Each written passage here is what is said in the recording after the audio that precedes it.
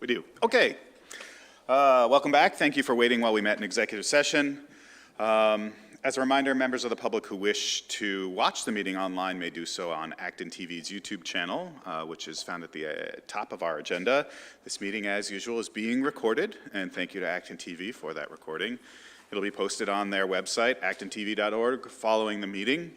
While we're speaking of ActonTV, I do want to just ask the committee members to take a look at where you're sitting.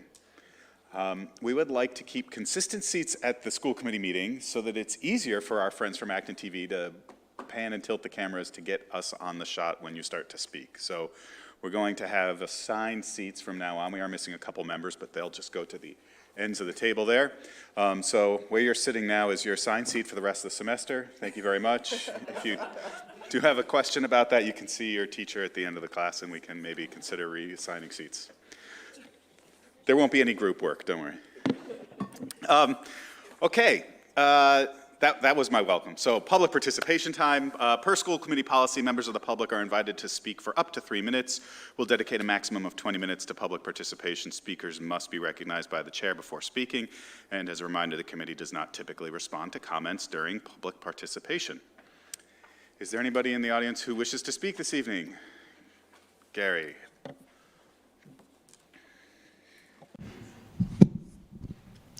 Gary Kushner, Boxborough Finance Committee.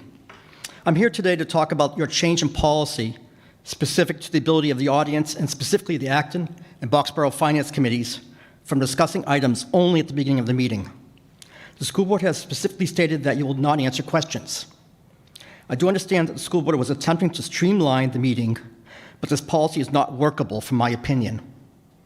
There are times, and especially during the budget process, that there is a need by the finance committees to dive into specific discussion points, for example, the projected budget shortfall and insolvency of the health trust from a finance committee standpoint.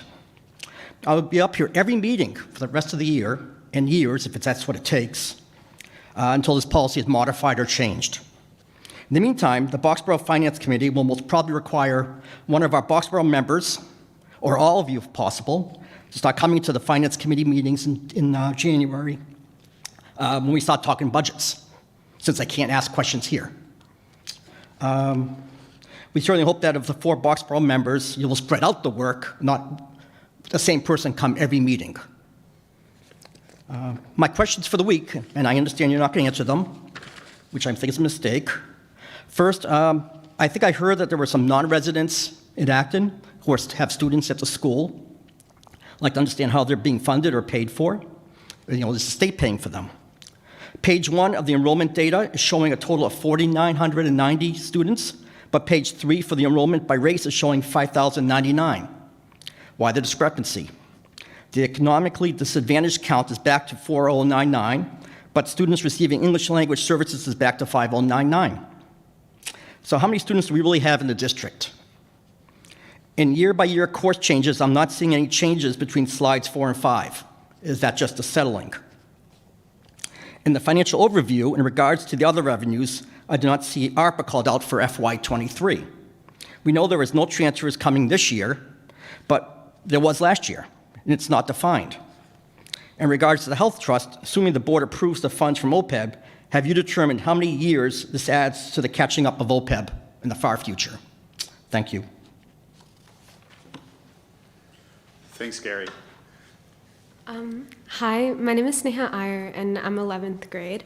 I'm here as a member of Resource Force, an environmental team at Acton-Boxborough Regional High School, and I'm in support of the climate resolution. We acknowledge the budgetary restraints that make the goals of the resolution seem hard to achieve. However, we're not asking for these changes to be made all at once. Instead, our goal is to have a written commitment from the school district that these changes will happen and that it will take steps towards net zero emissions. The environmentalist and author Bill McKibben once wrote that winning slowly is the same as losing. Progress must start as soon as possible. So how will the school district start this change? When will the school district take steps to commit to action? We cannot keep waiting, doing nothing, when the lives of the next generation will be affected by our hesitation to act now. Climate change is an existential threat.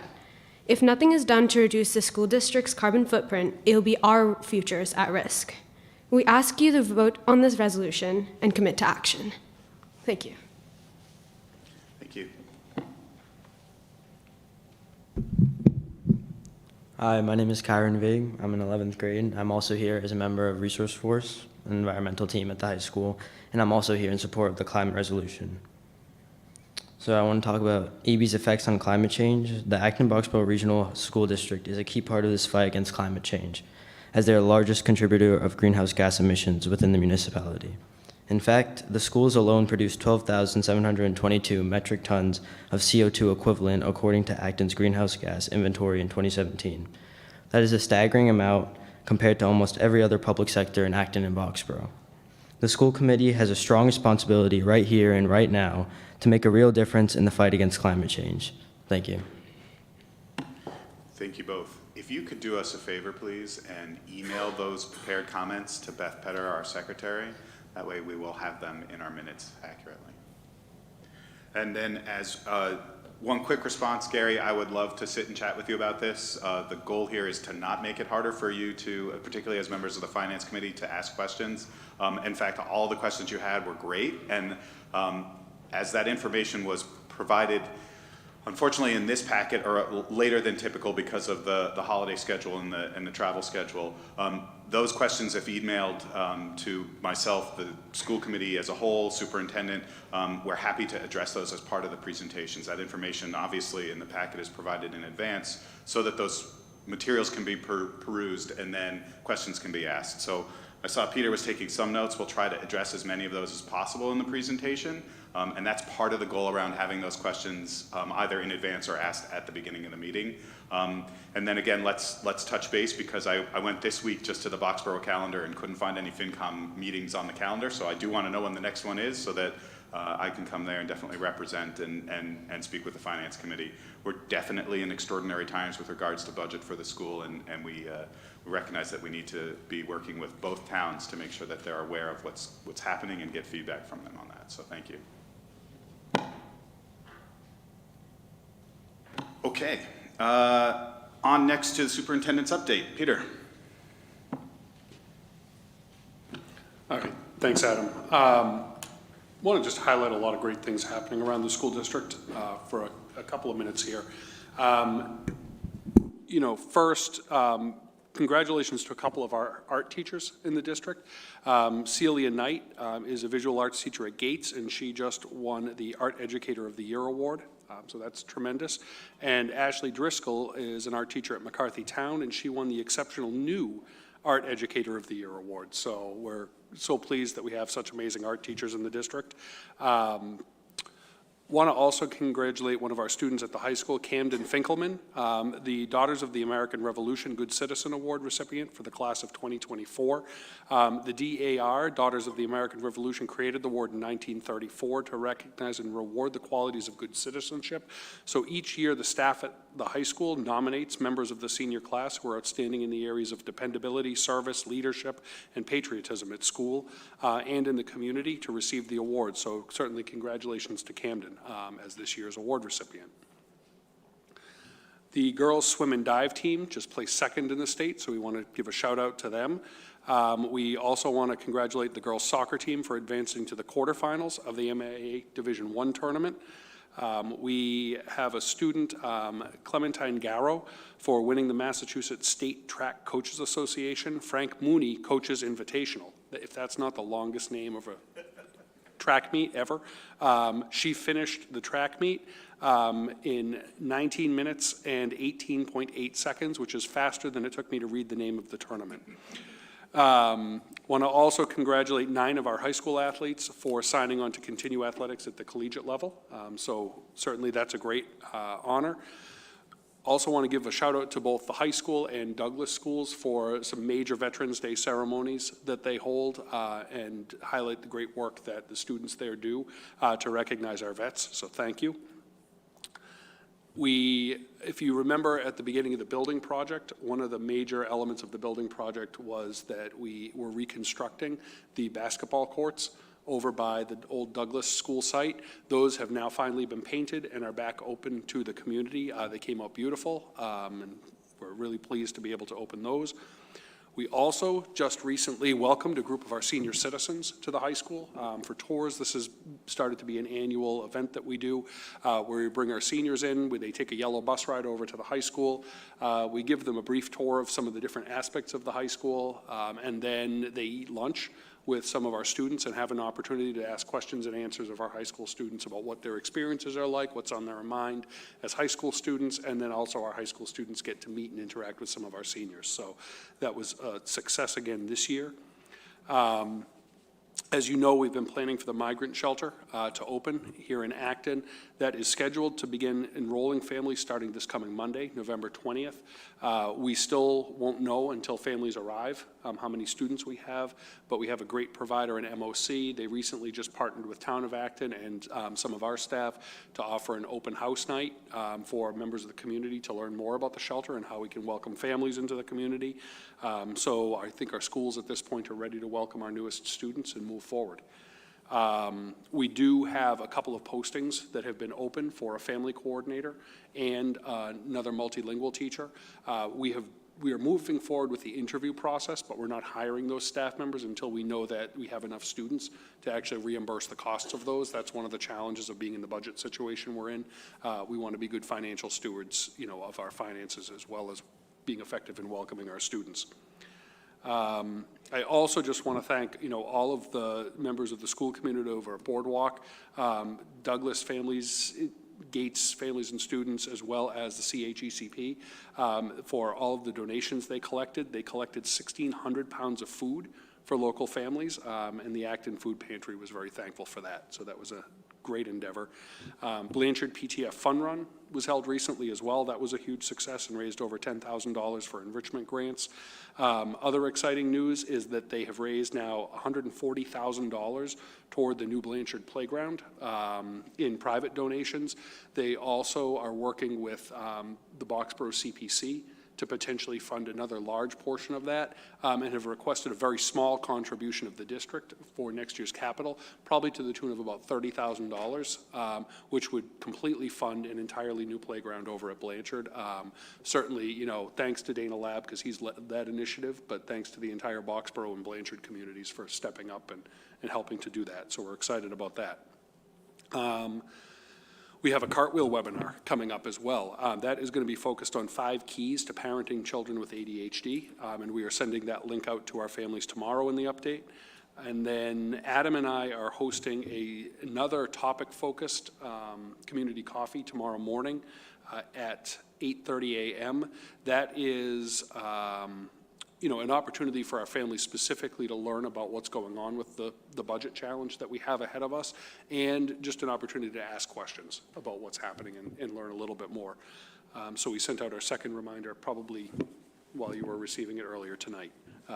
And then Proscenium Circus. If you have not ever seen Proscenium Circus perform, you should go to the Music Man. That's coming up in December, and we will, get you dates and times, but you have to go to their performances because they're absolutely amazing at what they do. Thank you very much, and great to highlight a lot of the awesome stuff that's going on in our schools. Thanks, Peter. And I will remind committee members that we did get an invite from the music department as well to come see the cabaret, which is tomorrow night and Saturday night over at the high school. So if you're available, I highly recommend it. Any questions for Peter on his update? Tori. Not a question, just a comment. The Veterans Day breakfast that I attended on Friday at the high school was just wonderful. Really enjoyed connecting with students, and I have to say that I sang in a magical choir once upon a time, and I can fa la la with the best of them, but I didn't learn the Armed Forces medley till I was actually in the West Point Glee Club. So my hat's off to them for a very well-done performance there, and I really enjoyed meeting the Honor Society students as well and telling some more stories with some older and some younger veterans. Thank you. Awesome. Well, the Douglas School definitely had you beat because they all had the Armed Forces medley too, as an elementary school, so kudos to them. And a comment on the Douglas when they included the Space Force anthem as that one too. Yes. Is that the Star Trek anthem? It should have been, however it wasn't. I was waiting for the Imperial March. All right, thank you all.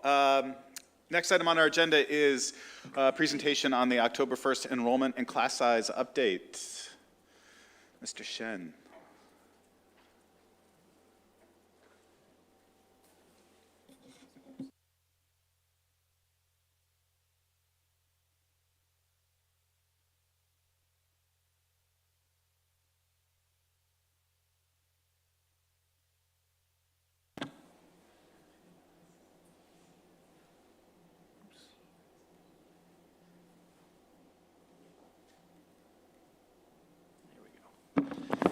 All right, good evening, everyone.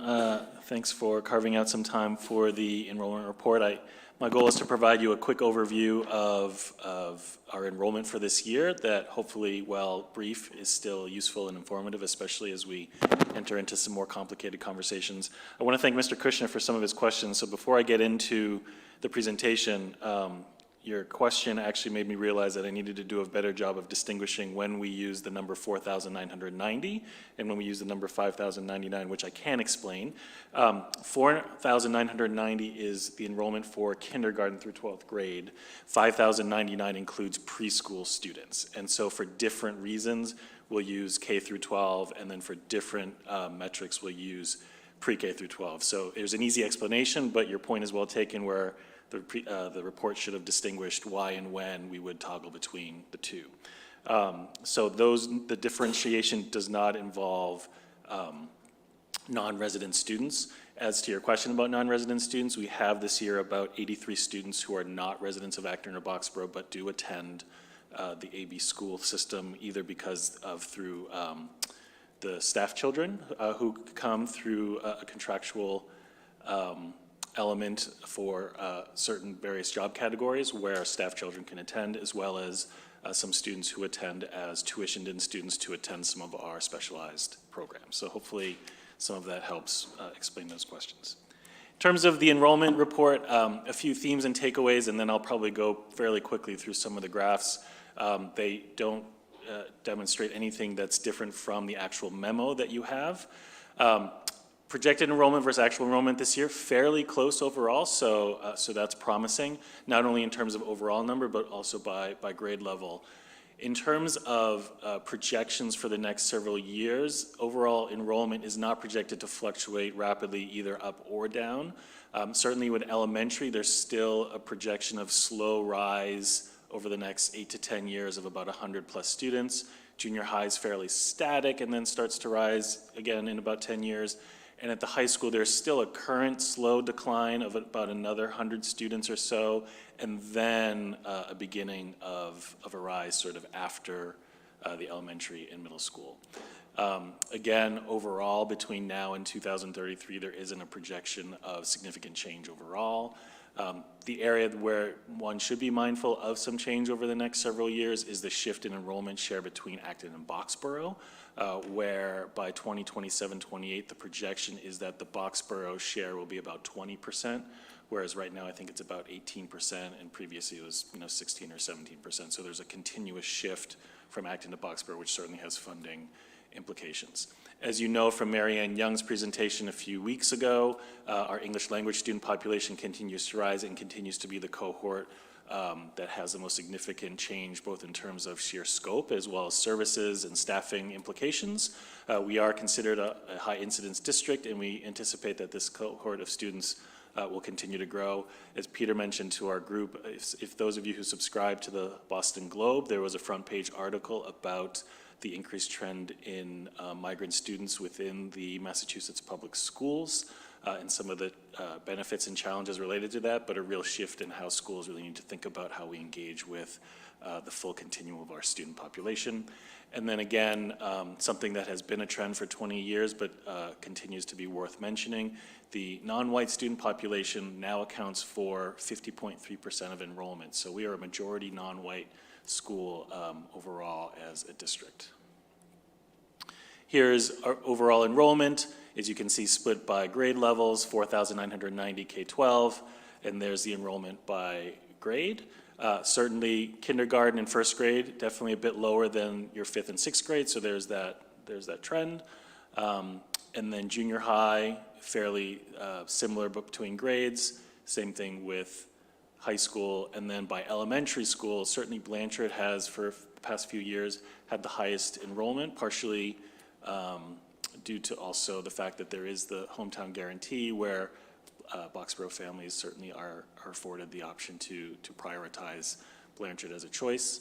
And so then the number of class sections is commensurate with those enrollments. And then there's that split of how many Acton residents also requested to attend Blanchard and how many Boxborough residents requested to attend Acton schools. Here is enrollment by race. This includes preschool enrollment. As I mentioned, non-white students are now account for a slight majority of students, and our Hispanic Latinx population is one that continues to increase at a fairly steady clip in ways that is a little bit different than previous years. Again, a similar theme that may, warrant some conversation at some point when there's time and opportunity is within the elementary school, because of the open enrollment process. There are differences in terms of the racial composition by elementary school. So as you'll notice at Conan and Douglas, while the overall population of the Asian or Asian American student population is around 33% overall K-12, you'll see at Conan and Douglas it's 56.42% and 56.46% respectively. And then in other schools, you'll notice a greater percentage of other subgroups that are a higher percentage than the overall cohort. Here's the actual enrollment and projected enrollment overall K-12. This is just a summary again. Over 10 years, elementary is going to be projected to rise slowly but consistently. High school is going to continue to dip a bit over about 100 students and then begin to rise again. At least that's what the projections say. This is just another illustration of high school, junior high, and elementary. This is preliminary section projections for the elementary school. So this is based purely on if the projections for next year do play out fairly similar to the projections, what we would consider is that there would be a potential net decrease of one elementary section overall, where at Blanchard, McT, and Miriam, there would be a reduction of one section per each of those schools.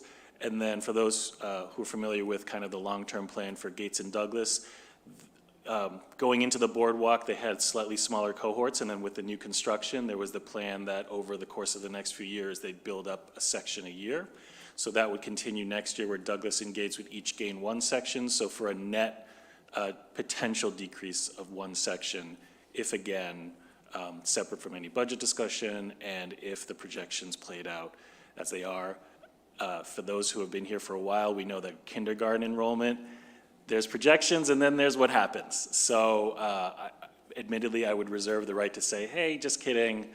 Because of the kindergarten enrollment in January, we might need to revisit whether we can reduce a section or not, but at least based on projections, I just wanted to share that with you. Again, not going to belabor what Mary Ann Young had shared with you already. The population of English language students, so that's a typo, continues to increase at a rapid pace. Last year, 381. This year, at least when she gave the report, it was at 408. At this point, I honestly don't know what the number is, but I would imagine it's actually higher than when we last spoke. And then in terms of economically disadvantaged students, our population continues to be at a much higher percentage than I think historically we have experienced in the past 10 or 15 years, where there was a steady climb. And then now we continue to be in the mid-teens for our percentage. And so that just again offers an important element and characteristic of our student population and the benefits and the challenges that are brought by our continuum of families. Enrollment at Minuteman Tech Vocational School, again, both in terms of educational choices as well as funding, becomes important to consider here, where again, there's been a slow and steady, not slow, but a steady increase, where this year there's 96 students who enrolled from Acton and Boxborough into Minuteman. And remember that Boxborough is not a member of Minuteman District, so Boxborough residents who apply are applying as sort of out of district candidates, and so therefore the likelihood of having spaces is much lower. And then something that is just important to think about for a variety of reasons, as the number of Acton students continues to be at this level, that actually does then affect the Acton-Boxborough split of enrollment here in our district. So that's just something to keep in mind.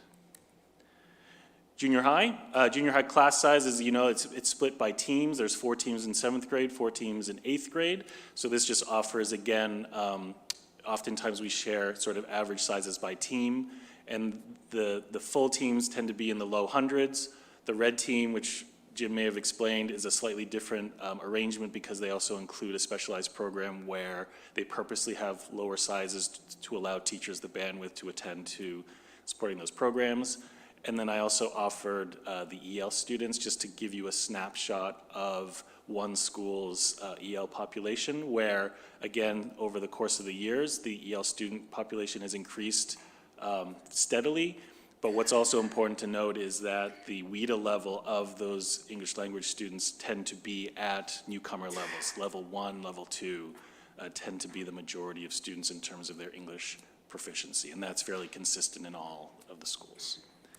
And then finally, here's your high school section class size distribution by department. In your memo, you have a much more comprehensive and smaller font document where it has all of the breakouts. If you're interested and happy to share a digital copy where you can blow them up. But this offers you sort of your major core academic subject areas and the breakdown in terms of class sizes. Obviously, you'll see sort of a healthy cohort within the 14 to 20 class size range, but then you'll also have a healthy number, depending on your departments, of larger class sizes, 25 to 27. You'll see science has 10 sections in that, and then 28 to 30 actually has 14 sections, which is quite high. So there is a wide distribution in terms of class size, and that may depend on levels. I think they oftentimes try to purposely try and create smaller class sizes for courses where they feel that the students may need more individual attention, whereas there may be other classes where they make the assumption that perhaps they can still provide good instruction but larger class sizes, and making deliberate choices around that. So with that, I apologize if I sped through, but I certainly know we have a lot to talk about, and happy to answer any questions that you think might be helpful. Thanks, Andrew. I will make one comment before we go, which is this year's difference in terms of projected and actual enrollment for kindergarten was 4. And that is the first time in this recorded history here that we've been in a single digit. So this has been a real point of challenge for us over the past few years with, 16 over, 50 below, 60 below, to be just 4 below our projections was, oftentimes we were spending a lot of time talking about, oh gosh, we've got to add a section or 2. Correct. So that's my comment that you didn't cover in the presentation, but it was a really great piece to see here. Yeah. All right, questions from the room? Lucienne.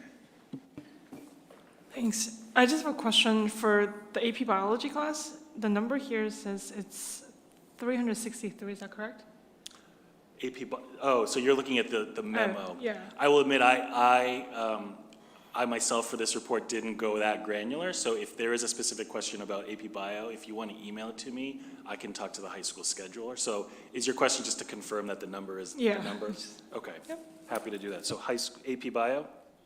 Okay. A quick question on that math. So there are 31 to 33 students. There are 3 sections of those? Is Correct. that what I'm reading? Correct. My suspicion, and I'm happy to get you more details, is those tend to be either singleton classes or classes such as like AP Calculus, where the enrollment is such that you wouldn't necessarily justify 2 or 3 sections, but it might be 1 or 2, and so therefore the class sizes might be higher. I will admit there may also be an assumption, fair or not, that in classes like AP Calc or other ones, you could have class sizes of that size and still be able to provide an instructional setting that where students can be successful. Okay, thank you. That's my suspicion, but I'm happy to find more details. Thank you. I don't know if this is something that you'd have the answer to, but do we know why the projections predict the rising enrollment over the, I lost my chart, but in a few years it said that it might tick back up again? Is that maybe people moving into the district or just? So Let me get that for you. What I do know as a generalist is when organizations, so NESDEC does it for now, it's a state organization that provides services to public schools. There's a variety of factors where it includes both sort of housing, construction and development patterns, birth rates, and a few other things. I'm happy to get sort of a little bit more on that, but those are the sort of the variables that get kind of put into a bowl and kind of mixed together.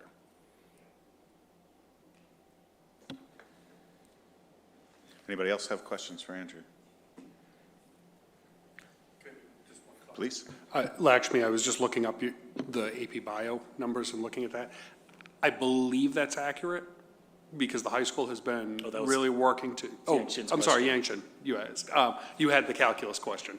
Yangshin, you had asked about AP Bio. I believe that that's accurate, that they have significantly increased the AP enrollment in biology. That's been one of the initiatives that the high school has had as part of the whole course leveling process, is to increase access. We'll confirm that that's the case, but I do actually think we've, almost doubled the number of students who take AP Bio, or possibly even more than that. Do you know anything more on that? Is that your understanding as well? Yes, the numbers have increased. Yep. Okay, any last questions? Thank you, Andrew. Okay, thank you. Next item is the high school course leveling recommendation. So there's a memo in our packet, there's a recommendation in our packet, there's a leveling plan in our packet, and this is our first read of the recommendation. Peter, do you want to set us up with anything about this? So actually before you do that, just to lay it out for the committee, typically when we do take a vote, particularly that's sort of well, almost any vote, but specifically ones that are curriculum policy related, we'll have 2 goes at that. So we'll have a first read like we are tonight, and then we'll come back. And I think the way we've put it on our schedule is that we'll actually not come back our next meeting, but the following meeting. So there'll be about a month's period between now when the recommendation is presented to the committee, for the committee to provide any final or additional feedback before we then come to a final vote. So this is our first read tonight. Peter, thank you. Thanks, Adam. So, this is not a presentation tonight. You had a presentation on high school course leveling very, very recently, I think only a few weeks ago. We don't need to repeat that all for you. The high school has spent the last 2 years studying course levels. And as you heard from Principal Dean, a few weeks ago, this is something that the high school has actually been engaged in probably for the better part of 8 to 10 years now. But the plan that they had done, over the first initial phase of this was kind of just department-based. It wasn't a coherent school-wide plan. And the charge that they've been under for the last 2 years was to think more broadly as a whole school about how they have students progressing through their curriculum content, particularly around levels, with the idea of, one, really looking hard at a lot of the feedback that the high school has had over the years from its students around the academic culture of the school, and how to really create an environment from a social emotional standpoint that's a positive one, in which students are supported, they feel good about the content that they have, they feel highly engaged, and that they feel like there are opportunities ahead of them, was certainly one of the processes. The other was really to look at how students progress through the curriculum and who had opportunity and who may not have had opportunity, and really think about expanding opportunities for all of the students in the high school curriculum. And so they went in with those 2 goals and spent 2 years studying it. They have gone through processes of collecting feedback from families. They've collected feedback from students. They've worked extensively with the staff. I think we're very transparent in the last meeting. We're not going to have 100% of people all believing in the same thing. We have a lot of people with different perspectives in our communities, but by and large, we do feel very strongly that this is the right move for the high school. I think, we just had question about the AP Bio numbers and, significant increase in the number of students taking AP Biology. Science was one of our courses last year that had started to make some changes around how students entered and how they progressed through the course leveling process. That's the type of experience we want to be able to continue to see, that more students see themselves as able to access, whatever course level that they feel is appropriate to the level of challenge they want. Second caveat I'll put on this is that we know that we have budget concerns going into FY25, and one of the important things we've said to, faculty at the school is that we're not going to ever put our students or our faculty in a position that isn't doable. Or is going to be detrimental to them. And so while we believe that this is the overall plan we want to move forward, we also understand that the administration is going to need to push and pull on elements of the plan based on the resources that are available. And so if we find ourselves in a position, should you approve this, where resources aren't available to do it the right way, we would pause or pull back. And then when resources become available, we might move forward again in certain areas. So, we want to make sure that you understand we're not just going to charge ahead with something without taking into consideration the ability to do this and do it the right way. So with that, we know that you're not voting on this tonight. We're eager to hear from you, any more information that you're looking for us over the next month or so. In order to hopefully be able to come back in January. And we did put the proposed motion in the packet now, just so you were thinking ahead to what that might look like and can give us appropriate feedback and questions along the way. So I'll turn it back over to you, Adam. Thanks, Peter. Any questions or comments from the committee on this? Yeah, Shen. I just have a question. So I know for the AP classes, there is a letter grade that they receive at the end of the semester, and then there's a test they have to take. So should a student receive a good letter grade, but then gets like a 2 or a 3 on the AP test, what does that do to their college application? Or It wouldn't do anything to a college application. The letter grade that students receive is based on the work that they do in the class while they're at Acton-Boxborough Regional High School. The AP exam score is something that's independent from the college board. It's this same group that does the SATs, PSATs, things like that. And that actually is used to report out to colleges, and colleges would consider that if you're going to receive credit for those AP tests. So, you can still get an A and say you got, actually in our school, it's actually pretty rare that a student would have an A in the class and a 2 on the exam, but you would still have your A in the class. You just might not receive the college credit for it from whatever university that is. More often than not, it's the other way around, that a student might have, a 4 or even a 3, and a 4 or 5 on the test, but maybe a B in the class. That's actually more the trend, I think, in our schools. Any other questions or comments? I'll share a short anecdote as I was discussing with my sophomore tonight about the leveling, and they said to me, I think they should do it all at once because it'll be hard for me to figure out which class I'm in and which is leveled and which isn't. And then we looked at the wonderful chart for the sophomores, and I said, look, half your classes are leveled and half of them aren't. And they went, oh, okay. So, however the plan is being implemented currently is working well, I would say. Okay, thank you. Sorry, Leela, I didn't see you over there. It's okay, I'm a little far. I appreciate that there's been so much information that's been collected to go into this work. And I was looking through, on the course leveling website, there's like a feedback and data memo. And one of the questions I had was around, do we have any more details about what the desired outcome is? And more concrete insight about that beyond kind of increased access to classes. I think that's great. And I know that in the memo it said demographics and term grades and standardized tests. But when I often work on evaluation plans, I'm trying to get to a something. And if that's, parity between enrollment data and who's represented in classes, that's cool. But just any more information that you might have around where are we trying to go, and then because we've talked about how it's important that we kind of monitor how it's going, and I support the plan, and I just love some more information about how we continue to monitor it. Yeah, what I know of initially is how the high school has been thinking about it, and we can ask for some more information from the high school about this as we go, but they're looking at patterns of student enrollment in courses, certainly. The success of the students as they enroll in those courses, they're monitoring as well. They've also done student surveys on a regular basis to measure kind of student self-reports of engagement and they are seeing an increase in overall reports of engagement in classes that have fewer levels. So that's really interesting data. And I think they're also looking at a lot of the senior survey results over time for kind of the social emotional side of how are students feeling in terms of connected, what's the academic environment and culture of the school like. So I think those are, my understanding of the key data points, but I can follow up with Joni and ask for some clarification.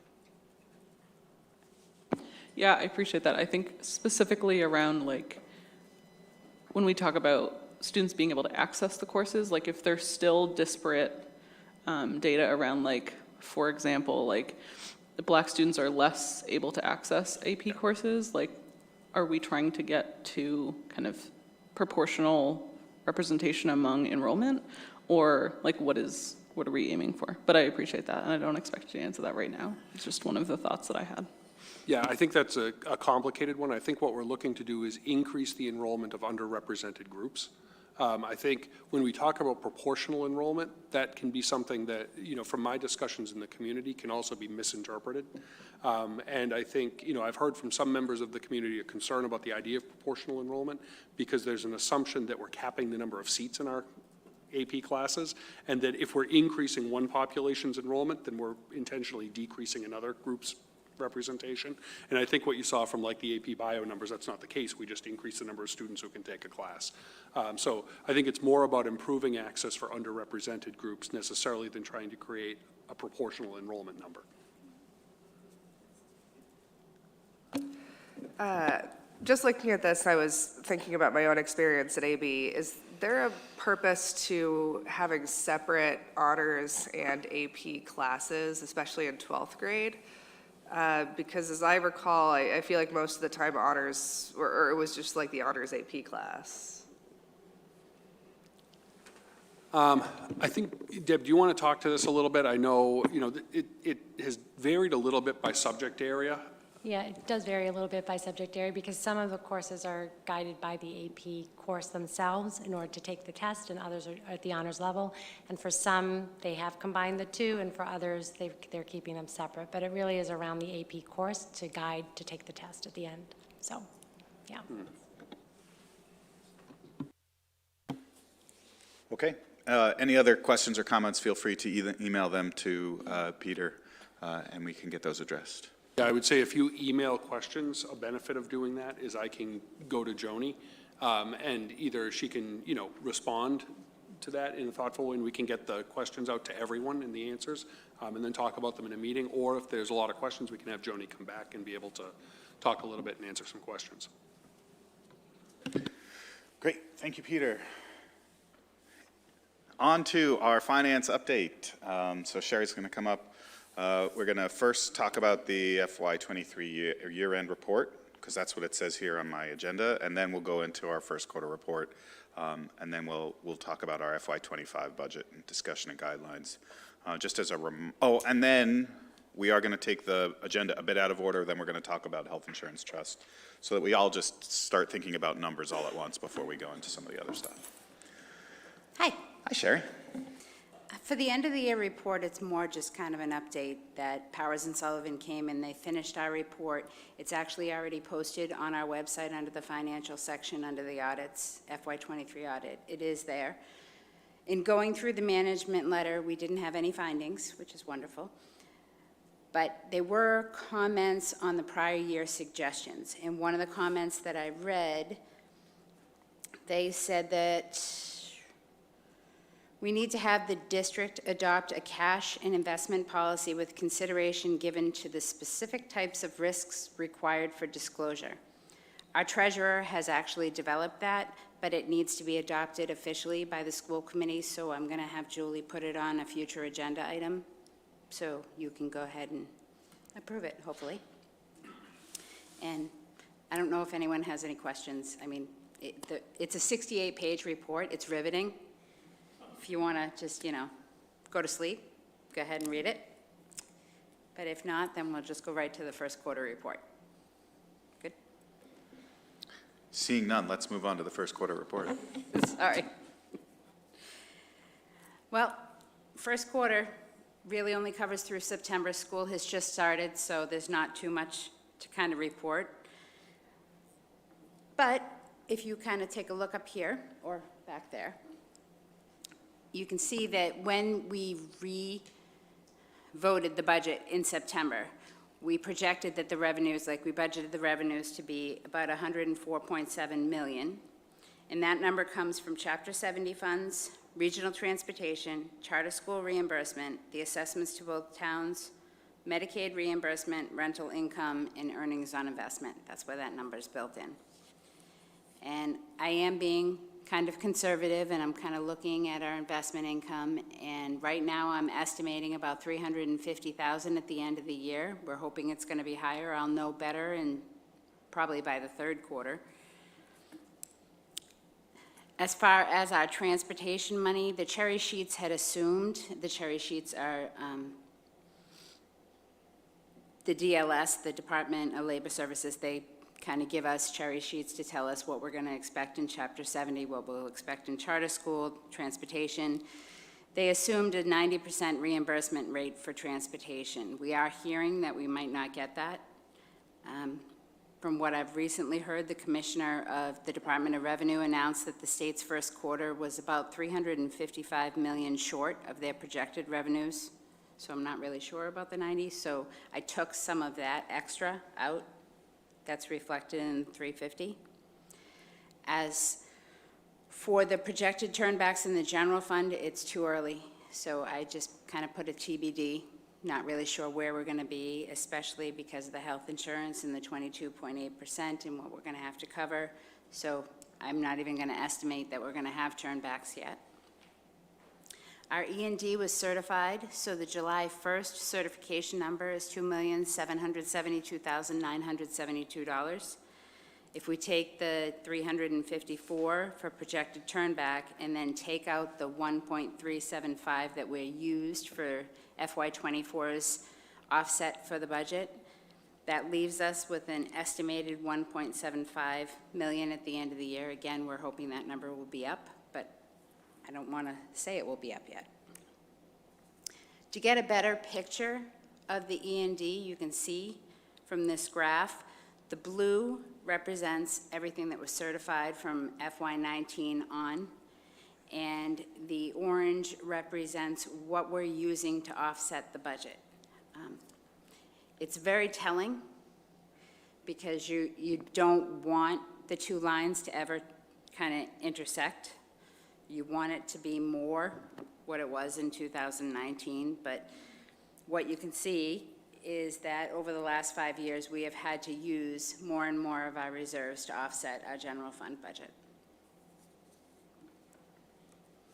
Next, this is circuit breaker. So this is a 5-year trend of revenues coming in from the state, the expenditures going out, and the revolving accounts and fund balances moving forward. So if you look at this also isn't the greatest trend.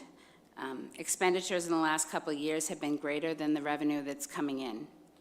This fiscal year has been very trying as we had unexpected move-ins and additional outplacement needs and programs for our students. The district budgeted for $3.5 million as an offset from circuit breaker to offset our general fund. We've had to use an additional, we're going to have to use an additional $850,000 from the reserves to balance out the increased costs from the tuition, transportation, and other special education needs. This will leave our fund balance at approximately $868,000 at the end of the fiscal year. Currently, we're estimating a $3 million offset for FY25. Lastly, these are our revolving accounts. In the memo backup that was posted, it shows you the first quarter activity and the balances as of September 30th. This slide represents the top 5 revolving accounts at the end of June 30th, so it's the end of the fiscal year of last year. If you look by color, the athletic revolving account had a $0 balance because we had to offset it partially by the general fund. Our early education, which consists of all-day kindergarten as well as preschool, had a combined balance of $203,000. The community ed had a balance of $276,000, while extended day had a balance of $946,000. And finally, our school lunch program had a balance of about $1.1 million. But as a point of reference, there are district costs that are offset by these revolving accounts. They're built into our general fund appropriation as offsets. So they're like utilities, health insurance, and salaries that are appropriately charged back to the departments.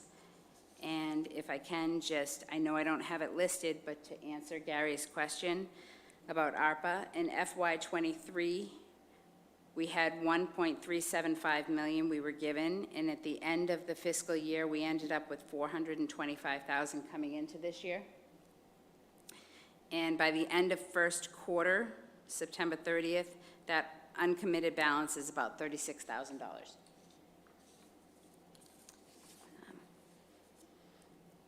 It is still early. We're trying to capture any funds that we can. We're looking into all grant possibilities and any additional revenue sources that we can create and get. Does anyone have any questions or additional funds they want to send our way? Becca. I have a question about the school lunch account. Is that like a holdover from the old days, or is that money that we got from the state to cover the free meals program? The money that we get from the state, that's reimbursable meals that they submit every single month on something called an FP6. So that money is continual, it just keeps on coming. The balance, I don't know if they have like a la carte. So it's a la carte stuff that gets sold, and probably, I have to look, but it looks like it's around the same balance as the year before. So it's kind of staying steady. I don't know how the meal program is going. From what I heard, they just got a salad bar at the junior high. They were talking about it. It's very exciting to me. But I can find more about where their revenue is coming in from, and I can get that to you. I only ask because I've got my net out too to look for some money. And if I'm correct, they're also funding a lot of their own maintenance. They purchased a van, and I think when we look at warrants, some of the equipment that they're putting into the cafeterias, into the kitchens, is coming out of their funds, right? It is. However, the van was purchased with a grant. They got a grant for that. Thanks. Other questions? None. Okay, so that covers our first quarter report. Thank you so much, Sheri. No talk of turn back yet, but the question will continue to arise. Next item for us is to talk a bit about our FY25 budget discussion, and we'll speak about that, and then also we'll end by reviewing our guidelines, which we saw last time. So this is a second read, and we'll vote the guidelines following that discussion. So I think I want to start this off by asking Peter, who has been burning the candle at both ends and attending lots and lots of meetings in the town of Acton, specifically around this topic of health insurance trust, Acton Leadership Group, Finance Committee meetings. If you could give the committee sort of an update in terms of where we are right now with what things are looking like, both for this year's budget, but then also the carryover into next year. Yeah, sure, Adam. So, in terms of this year's budget, I think the biggest area of concern continues to be health insurance trust. We're going to talk about that after, but, the connection between health insurance trust and next year is also significant, because a piece of that health insurance trust is a 22.8% mid-year rate increase.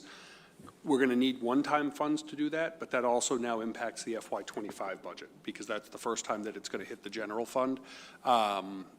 So that's one element of the areas of concern. The other area is concerned around the impact on excess and deficiency. As we get into the discussion of how we're solving the HIT process, we're going to need to use some of those excess and deficiency funds.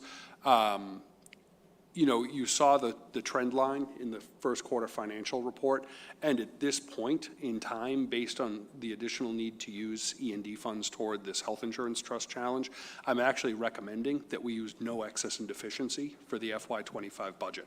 I cannot see a scenario where I feel like it's a good recommendation to go below $1 million in excess and deficiency. Would be a dangerous threshold to cross in case anything happened in the next fiscal year. And I think, we need to reset the use of excess and deficiency, and then, get it to zero in the next budget, and then think about only using excess and deficiency for one-time expenses, and really tighten up how we use that in the future. So that would be my recommendation, and that's a significant change in terms of FY25. The overall story of FY25 budget, as you know, is that it's our third consecutive year where we've projected deficits. We had, $1 million deficit a couple of years ago. We ended up with, about a $2 million deficit after we did a lot of things with revenues and reserves last year to try and, reduce the number of staff positions we had to reduce. Those two, the underlying problems that led to that haven't gone away. They still exist. But then in addition, we have two really significant challenges that are new and critical this year. One is the health insurance trust and the impact that that's going to have on not only the general fund next year, but our ability to use reserves. And then the second is around special education costs and the acute nature of increases. The state last year approved a rate increase for FY24 of 14% for out-of-district tuitions. We're paying those now. We're seeing the impact of that. But now they've approved another almost a 5% increase for next year. So if you increase, what already is a $7 or $8 million line in the school budget by 20% in, a 24-month period, that's wildly unsustainable. We also have had a number of students moving into the district who've required increased special education services that we've had to provide over the summer. You heard about that in the circuit breaker discussion. And then, the third element of it is in special education transportation, which is also a piece of, McKinney-Vento homelessness transportation and also foster care transportation. We're obligated to provide all three of those services, and our traditional service provider, Case Collaborative, which provides a very good value, has not been able to hire enough drivers over the last 2 years. So we've actually had to go out to additional vendors and private vendors, and some of those costs are as high as $400 a day per student. And that's really, had costs just increase exponentially on us, and we don't see an end in sight to that. So, the costs around special education are probably that third major driver. So it's really about ongoing challenges that we've seen, continuing, impact of health insurance, and impact of special education costs. And I would say that probably makes up the three most significant areas. And then obviously I've given you memos before about, budget drivers and things like that in addition. But the high level summary are really just coming down to three things that are breaking us right now. Thanks. And as a reminder, when Peter presented this at our last meeting in terms of the budget overview, the gap was around $7 million. And given the updates that we've gotten just in the past few weeks, I think you talked about closing an $8.5 million gap now. Yeah, 8.5, 9, somewhere in that range. Yep. So the gap is big for next year. And what I'd like to do is sort of open up for a bit of discussion and questions and comments around what the committee's thinking about that, what things that our general budget guidelines are saying, look at everything and protect those things that we hold dear, which are our primary goals. But I think those are probably going to stay as our guidelines, but I think it would be helpful for committee members to ask questions, make comments, just so that the administration in particular can hear more ideas and make sure that we know that we're listening to all ideas. We're getting emails from community members as well, and we're open to everything because everything has to be considered as part of this challenging budget. So, questions or comments from the committee? Becca. As a Conant parent, I really hate to even float this idea, but it is out there. Is there a possibility of closing an elementary school, particularly Conant, and would that be any sort of cost savings for us? I don't know is the answer. I do know that we're probably at a place, if we're really looking at an $8 to $9 million deficit, we have to put every option on the table, and we will explore what it would be like if we had to close a school as part of the budget process. My gut instinct is it's going to be a challenge to do that. Conant is, it's one of our heavily requested schools. They're using every instructional space in that school currently, to its max, to the point where we're actually using a modular that's falling apart and you can step through the floor at times, and we constantly have to repair the floors. You know, they've taken, you know, rooms and divided them up to accommodate multiple classrooms just to fit what they need in the building. I think, you know, when I look overall at enrollment numbers for the district, it's an easy conclusion to come to that if you've lost 500 elementary students, why wouldn't you close a school?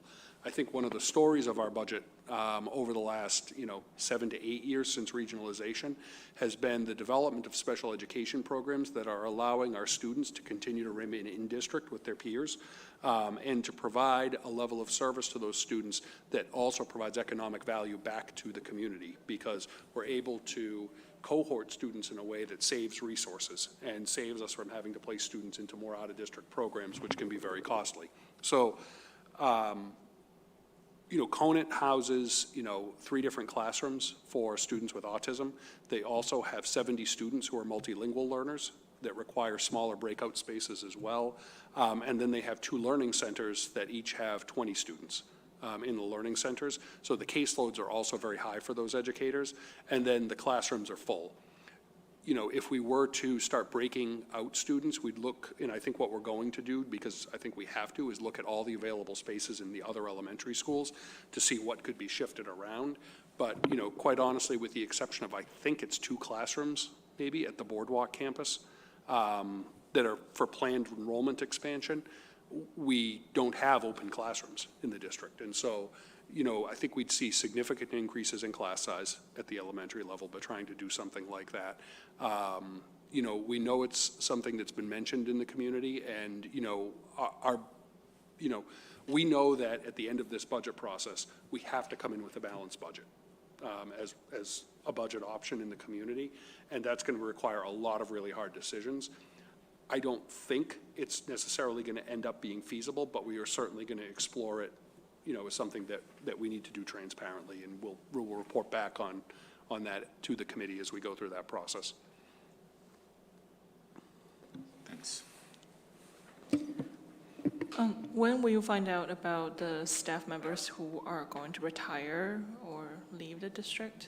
Is it possible that we don't replace those positions rather than cut? So we're constantly finding out about staff members who are deciding that they're going to retire at the end of the school year, or sometimes even mid-year based on needs of staff. It's always possible that you can choose not to replace a staff member through attrition, and that was one of the big strategies we used last year. We would certainly employ that again. There are also some times where you have to go to educator licensure and make sure that the educators remaining are going to be licensed in the position that that former staff member filled. So you can't guarantee that's the case, but, you know, we certainly try to do that because it's the humane thing to do for our staff, is to solve budget problems through attrition.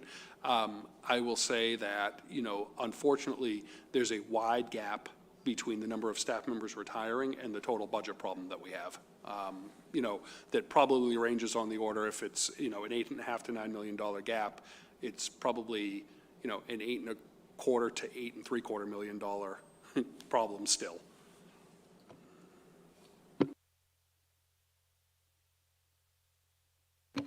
I think there's also a lingering question around all-day kindergarten and whether or not asking for more tuition from incoming students would help close this budget gap.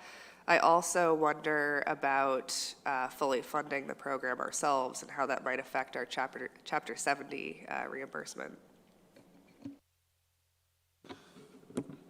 And Andrew or Sheri, you can jump in on this. I think we saw, again, I believe, Andrew, what you said, and I want to make sure it's been a long day already, but we had another slight enrollment decline from last year to this year, which placed us further into hold harmless as opposed to closing the hold harmless gap.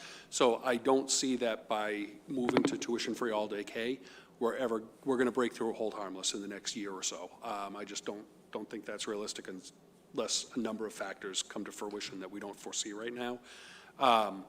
In terms of, you know, raising kindergarten tuition, you know, the fees are the purview of the school committee. And so if that's something that you want us to explore as part of the budget process, we want to know that early, because it would certainly impact how we choose to progress through some other elements of what we're doing right now as a leadership team.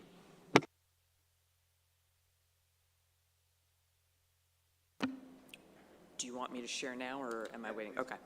So I did a deep dive over the past week because these are some very real things that are facing us, and I needed to understand where we looked compared to other districts. You know, in the Army, I was trained that you start with necessary assumptions when you're making decisions, and you do everything you can to turn them into facts. And so I looked through the voluminous amount of DESE published data and 2020 census data to better understand our district and our surrounding communities in the context of education in Massachusetts. And so I was looking for broad patterns. Where are we an outlier and where are we normal? Where does the census data not match what we see in our schools? And the data is a year old, and it doesn't certainly provide the level of detail, for example, that we got from Andrew's presentation that is, you know, very, very granular and at the level of our school. It is kind of DESE's take this big number, divide it by this big number. But what is useful is it's consistent across all the districts, so you can use that to kind of make sense of things. And so I start out by just figuring out what are the districts we should focus on as being comparable to Acton. And I took that based on college readiness and performance, because ultimately what we're talking about right now is the academic achievement of our students. That is going to be the impact discussion we end up having when we get past the dollars and the cents. I also looked at, you know, what are some of the economically similar areas and the demographically similar areas, and so I came up with kind of a group to look at, and then I also pulled the state averages. And so there are a couple of things that popped out at me. First of all, with the exception of a couple of specialized charter schools, the only public high school that outperforms AB in terms of college readiness is Lexington, and not by much.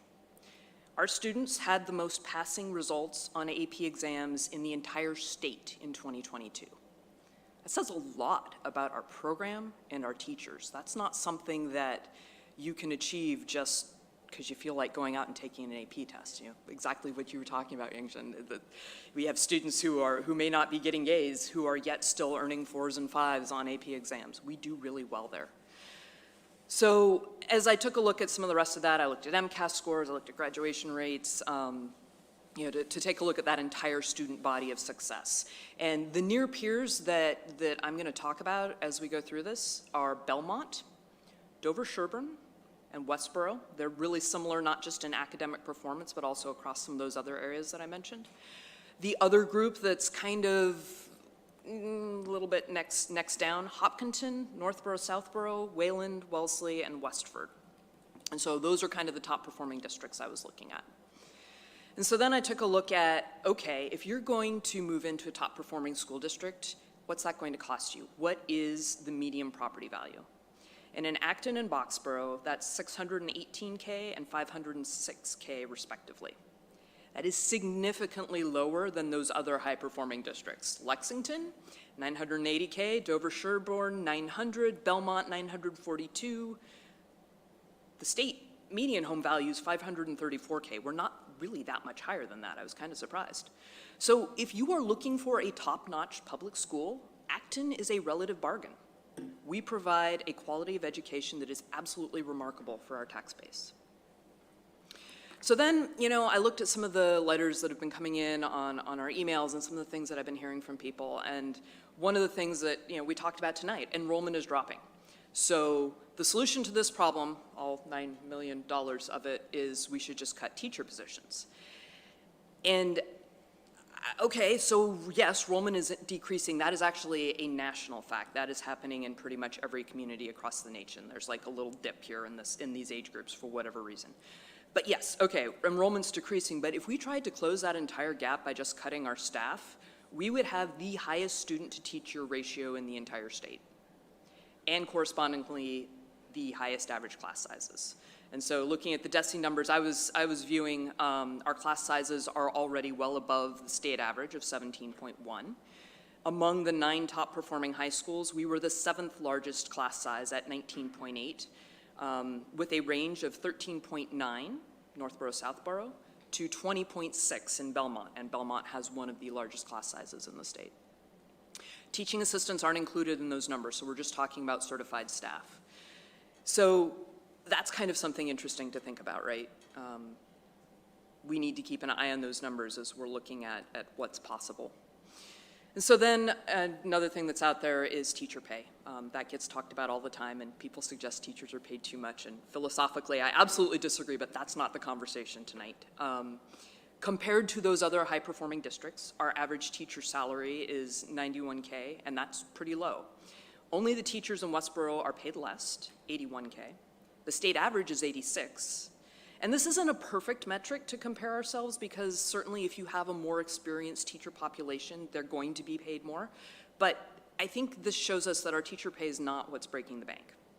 And furthermore, our teachers negotiated only an 8.25 COLA over 3 years in our most recent contract. 1.75 this year, 2.75 in fiscal year 25 and 26.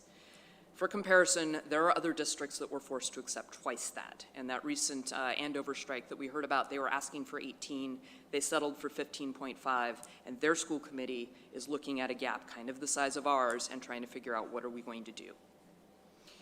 So I feel like, you know, when you first hear this news, it's really tough to process because it just feels so sudden. It feels like it came out of nowhere, and in some ways it did.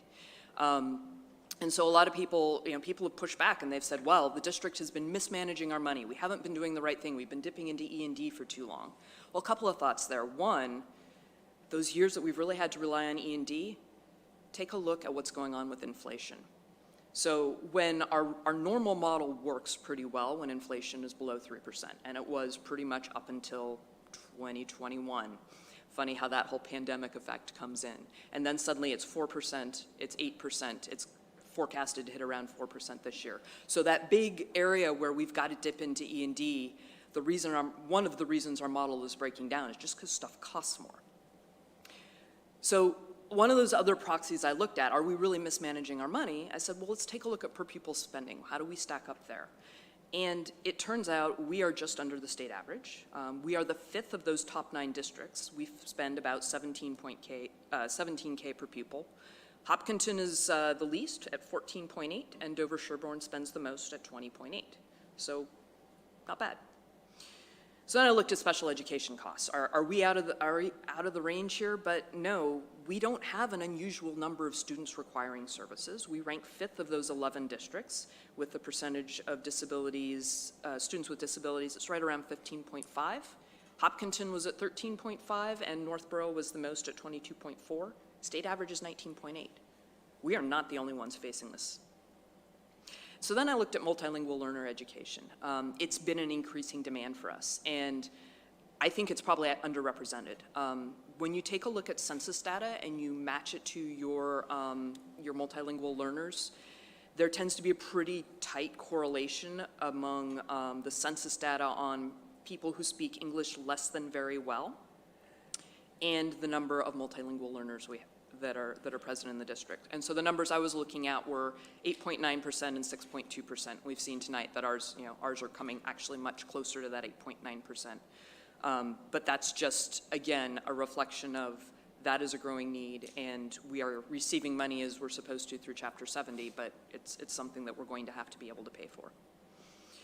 So the upshot of this is, to me, our expenses are typical. Our performance is not. We've done a lot with the money we've been entrusted with. And so to me, the scope of this year's operational shortfall is really a deep concern. And this analysis suggests to me that we've been finding a lot of efficiencies where we can, and that if we have to take all of these cuts, if we have to go with that worst case scenario, we risk becoming an outlier in statewide education trends in a way that we don't want to be. We're not alone in this, as I've mentioned.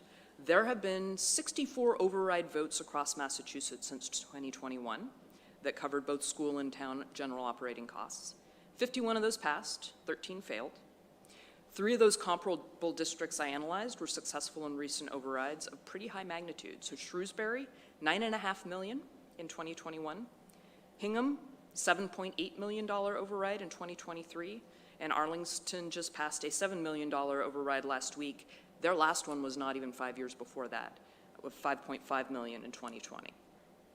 Interestingly, we need to pay attention to Arlington. They also passed protections for their seniors, something that I shared with our town leadership as something that we really need to look into. Towns such as Westford, Brookline are working on overrides for this year. That's things that people came back from the Mass Conference with details about. And in addition, there are 5 districts that have had teachers go on strike over pay issues since 2022. Cambridge, Malden, Haverhill, Woburn, and most recently Andover.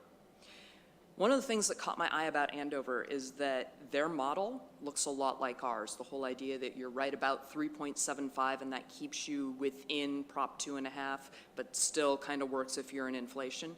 So there's a lot of us going to be going back to look at that model and figure out how that's going to work. So this gap results from forces that are really beyond our control in a lot of ways and beyond our choice to play. A lot of those things that we have to address could have enormous impacts on our students. So yes, we absolutely have to make this course of action that will meet the 2.5% plus new growth. Some innovation may come out of that. Times of crisis, you get to learn all kinds of things, you get to figure things out.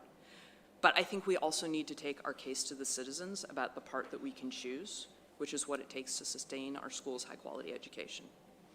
It's not the situation I expected when I ran for school committee last spring, but it is the situation we face today. Our budget team's vigilance is absolutely notable. Because you had this model, you could look at it and recognize that we needed to take a deep dive into our projections as early as October. We've accelerated a process that usually takes place in January and brought forward difficult news once those assumptions got tested.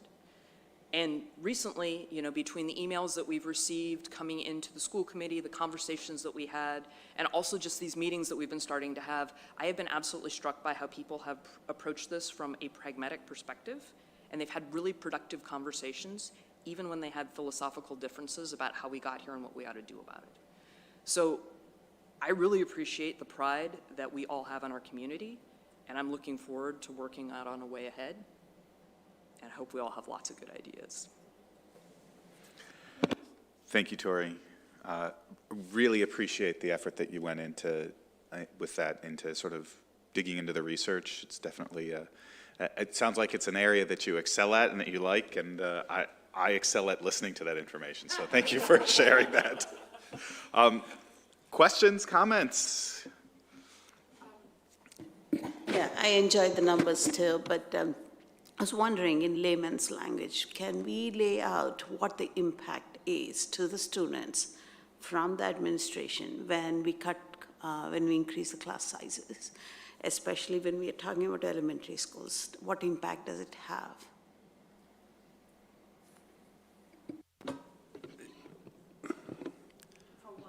From where we are currently. Yeah, I mean, I think, one of the real goals we've had over the last handful of years has been to think about, it's not just the academic needs of our kids, but it's the social emotional needs of our students and, that sense of connection. And when I think, it can be hard to quantify. I think, you can get similar performance within a range of class sizes, and then when you get outside of that, you actually see declines in performance. So there's not a perfect answer to that. But in terms of like the connection that staff and students can make, there's a real difference when you get into particularly the younger grades. And actually, I don't even want to say particularly younger. It happens in high schools and junior highs as well. But when you start getting over, at the youngest grades, 20 students in a class, kindergarten, that's a lot of kids to be managing in that environment, and you're just not giving the individual attention that you'd want to. In upper elementary schools, if you get over 22, 23, and maybe 24 in a class, that becomes really challenging as well to give kids the right attention. I mean, the school committee has class size guidelines that have been long established for a reason, and we really dug into, our secondary class sizes last year as part of the budget process, and we're thoughtful about that. And we didn't arrive at those class sizes by guessing. We, talked to educators about what their experiences are. We've looked at evidence in the past and research around, appropriate class size to support academic and social emotional needs.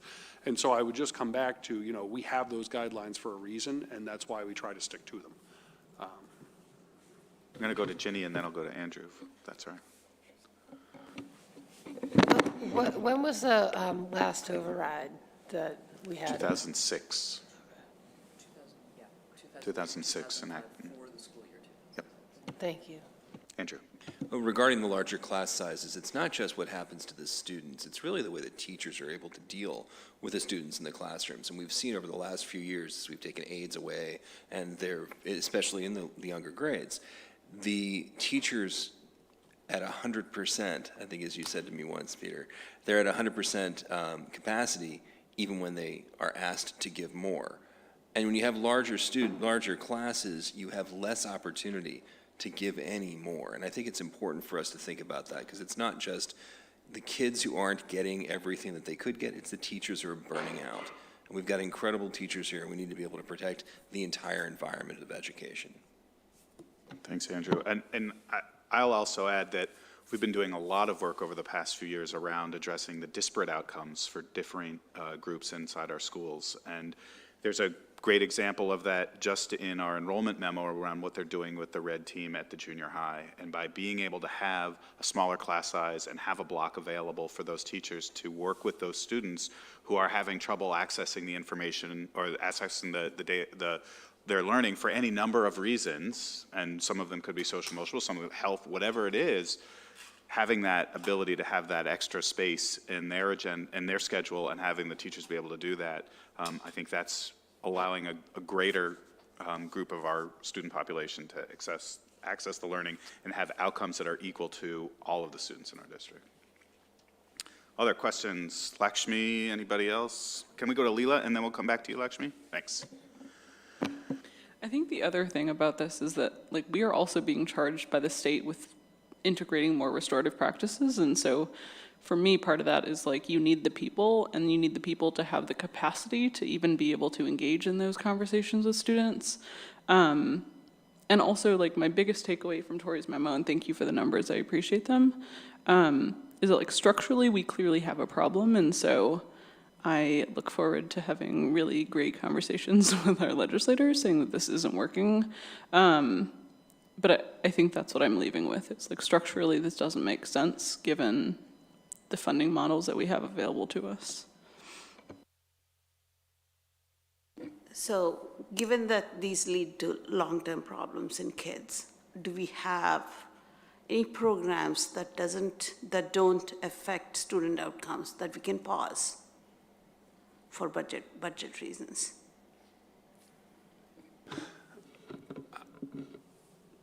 I mean, the short answer is it depends on the outcome you want to measure, right? And the programs that we have today came about because of a student need that was identified. And, you know, I think the one thing we have to understand about our students is, especially as they develop and they grow older, the broad range of needs gets wider and wider. And I don't just mean like what level class a student is in. I also talk about the types of programs they need access to. They're exploring career readiness. They're thinking about the types of work that they want to go into and the breadth of educational opportunities. And so, you know, I think if you narrowly quantify a student outcome, you can always find a reason to say some program doesn't contribute to that outcome in the way you'd need. But if you take, I think, you know, the broad view of education that I think our community has about what student need means, then no, the programs we have contribute. You know, I think the challenge we're in is, you know, in order to come up with, you know, at least one option of this budget, it's going to have to be a balanced version of it. We're going to have to really evaluate how do we, you know, weigh different types of programs and things in our schools to come up with that decision. And, you know, I mean, unfortunately, there's no good decision we're going to make in that process. It's not the ones we want to make, but we have to try and do the best we can with those resources, which is why we've said, you know, if the funding model doesn't change, then we have a, you know, what, you know, I don't know how to phrase it other than a devastating impact on education.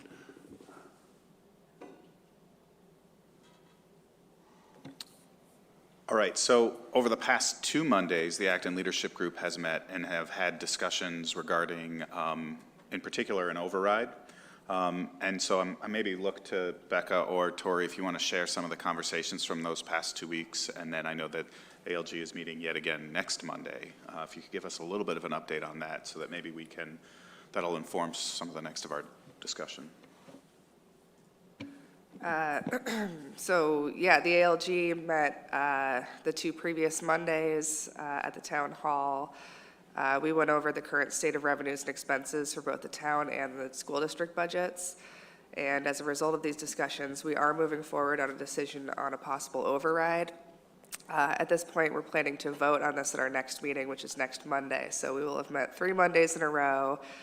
I think nobody is excited about this option. We understand that it's going to be a really hard sell, especially with the short time frame that we have. But we also recognize that both the school district and the town have been in a state of cutting different capital projects that the town would like to do. The schools, obviously, we cut budgets the last 2 years. So we're just in a state where there really isn't anything left to cut. We need to start thinking forward.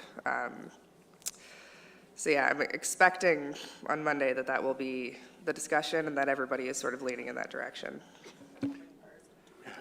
For those who are watching at home and don't know why, every once in a while, people in the room look up wonderingly because there's some bug that flies in between the projector and the screen, and it looks like there's a giant moth coming to kill us. So, and it just attacked Peter. Great, that's just what we need.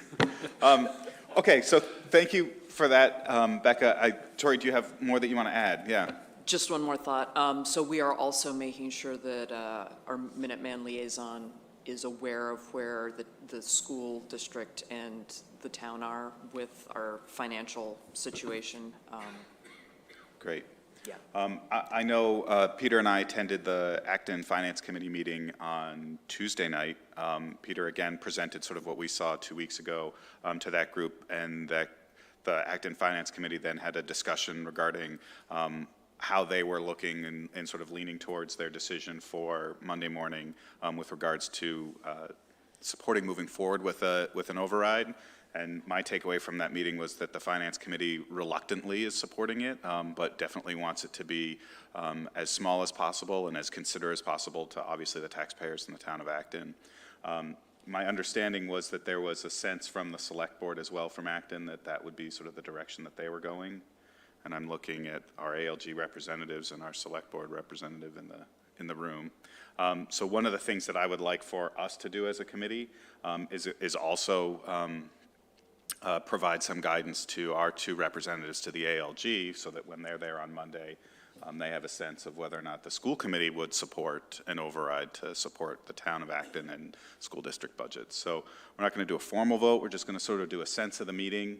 So I'm looking around. I'm looking for nodding heads or shaking heads if we support or don't support an override. I'm seeing a majority of nodding heads. Yeah, I mean, I think you mean to say if we support exploring that option at this point, right? I would say we've been exploring the option, and I don't want to speak for, ALG as a whole, but I would say everybody beating around the bush has come to the consensus that this is inevitable. We either do it this year or it's next year. And they're asking Please. for a decision from us on.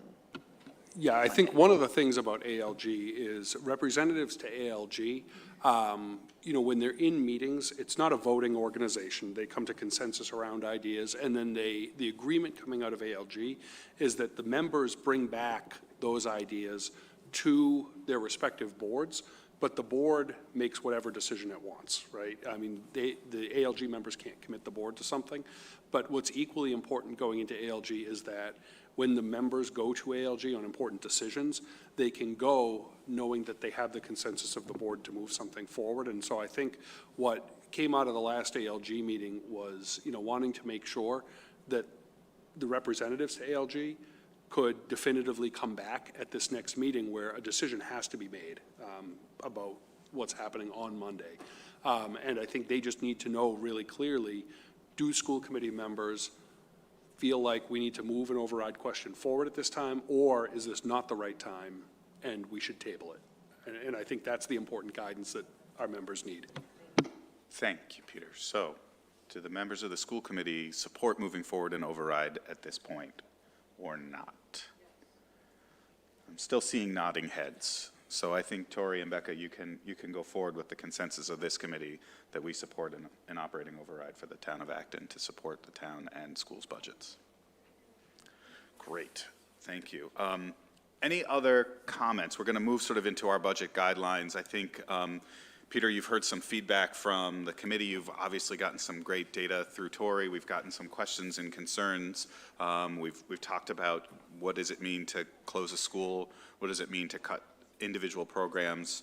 Our guidelines are fairly broad in that respect, in that they say we recognize that you're going to have to do two budgets. We know one of those budgets is a balanced budget, and one of those budgets is a yet to be determined budget that includes a potential override in the town of Acton.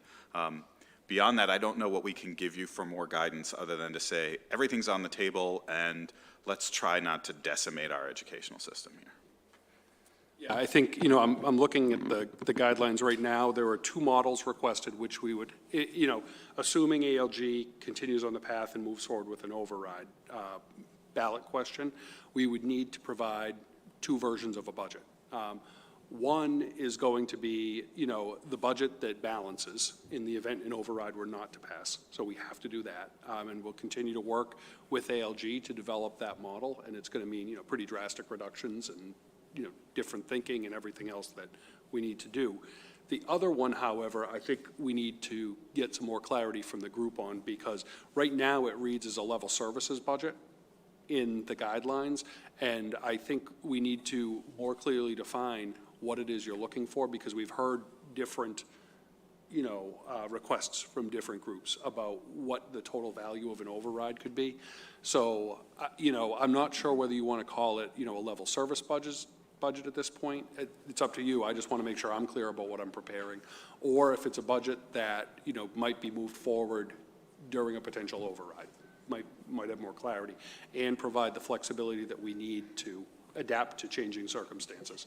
Yeah, and I think we've had I think we've referred to the chicken and the egg challenge here over and over again. We don't necessarily know what we can give you as the upper end, because we don't know what we think the town will support, and the town doesn't necessarily know what they could support unless they know what the two entities need. So I think what I'm hearing you say is there's two budgets. Level services is probably off the table since we're at $8.5 million and climbing in terms of our gap for level services. And we don't necessarily know right now where we could land on that upper budget. What type of information at what time do you need from us? So is there enough in the guidance here, and then as the ALG process continues and as the budget subcommittee meets, is there an opportunity for sort of another couple weeks, because things are changing quick, for us to provide greater guidance on what that upper end budget is? Yeah, I don't think we've ever had this many budget discussions in, early November. So, I think it's going to be a fluid process from here on out. And, I think we have guidelines that I think are clear enough to us at this point that we know what we need to do. I think one of the things that I've been thinking about a lot and this is a nuance of this idea of level services, if we're going to ask the community for an override, one of my big goals is to attack some of the structural problems that we've had in the budget and be able to present some relief to those. And so, one example is the use of excess and deficiency. We already know it would be dangerously low if we continue to use it, and it's been a thorn in our side because every time we budget on it, we create another gap in the budget for the following year. And so this is an opportunity to reset one area of that structural gap where we can go to our communities and say, look, we recognize this was a challenge. It's contributing to a problem, but we're actually not going to exacerbate that problem, and we're backing ourselves out of it. I'd like to also look at some of the other areas where we could make some real positive change over time. So we don't have solutions to those yet, but we're certainly exploring it all, and I'm hoping that by pursuing a good handful of those, we can also provide, relief to the upper numbers of the budget and be able to bring that down naturally in ways that really could minimize a negative impact on students and teachers in the classroom. That to me is a goal that I have, but it's going to require a lot of effort and creativity on all of our parts to be able to get there. I'm not saying we get to a no impact, but certainly minimize it to the greatest extent possible. Okay. So as you were speaking, I was trying to address, I think, the one part of our budget guidelines, which I would like to vote tonight, but probably aren't clear, which is this request to develop 2 budget models. So as it reads today, and Beth, don't worry, I've got stuff written down that I can share with you after. As it reads today, it says, we would like the district to develop 2 budget models, one that maintains level services and one that targets an Acton Town assessment of 3%. And it goes on a little bit more to recognize that a 3% assessment will translate into drastic cuts. I think particularly for that phrase about what are the 2 budgets we're asking for, I do want to be more specific, but also give room for room for the process to work itself out. So the language I have now is that we would ask you to develop 2 budget models, one which is responsive to an Acton Town override and one that meets a balanced ALG model should an override not pass. So I'll look to you to see if that works for you, and then I'll look to the committee to see if that works for the committee.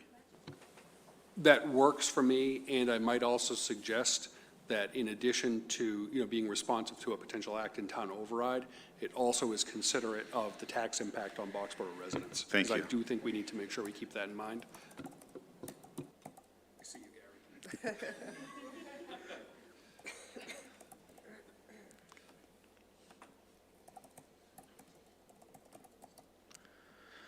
One which is responsive to an Acton Town override and is considerate to the town of, my fine hometown of Boxborough,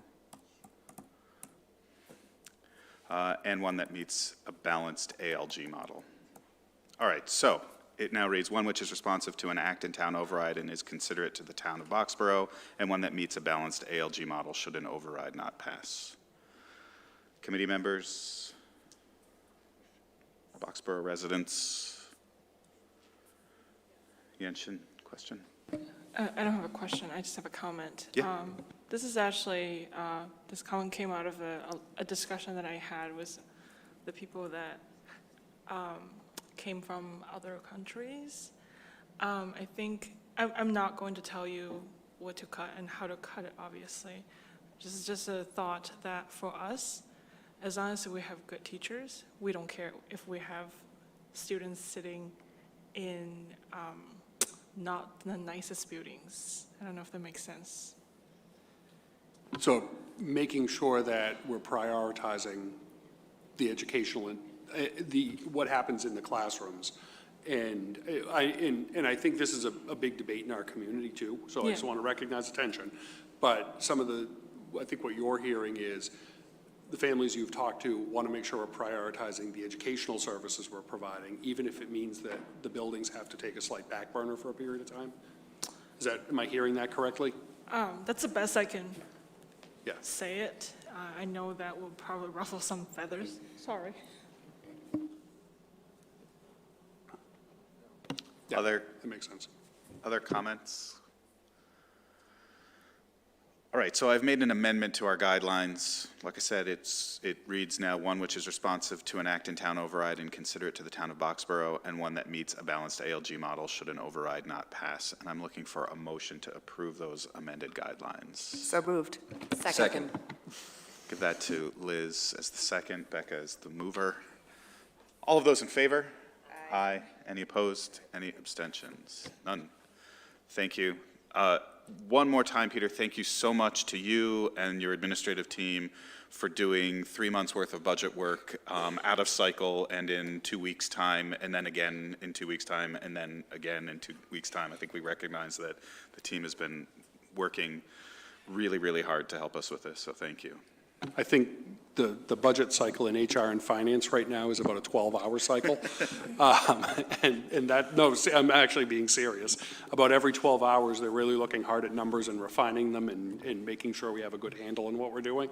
I will also just say thank you to Sheri and her finance team, because whenever we do first quarter reports, the only thing the finance director is thinking about is the first quarter report. And, this has been unfortunately, the about 5th priority in terms of what we really need to get to right now. So thank you, Sheri, and all of your team.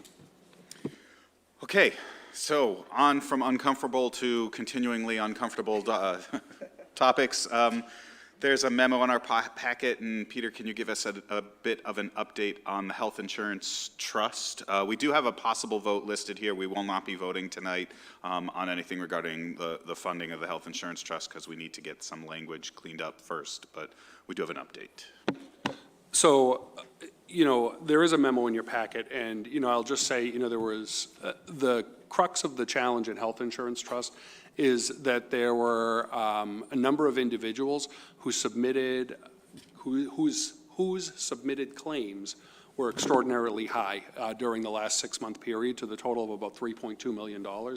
And the challenge we had was the trust only had about $2 million in cash available to fund all of those claims. The trust met last week on Thursday and actually voted 2 courses of action that need to happen. One is they have requested and sent us a letter requesting $2 million between the school district and town of Acton in cash as payable as soon as possible.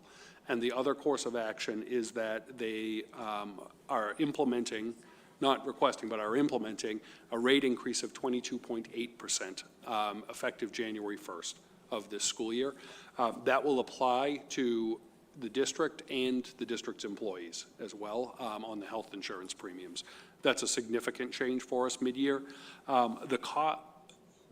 In terms of cost to the district of the $2 million, Andrew and the town of Acton HR director have gone back and forth really analyzing the health insurance trust, and the agreement that we both feel is correct is that the district owns 77.45% of the total cost of that trust. So that's how the numbers will break down, is we'll be responsible for 77.45% of the $2 million, which is a little over $1.5 million, and the town of Acton will be responsible for the balance.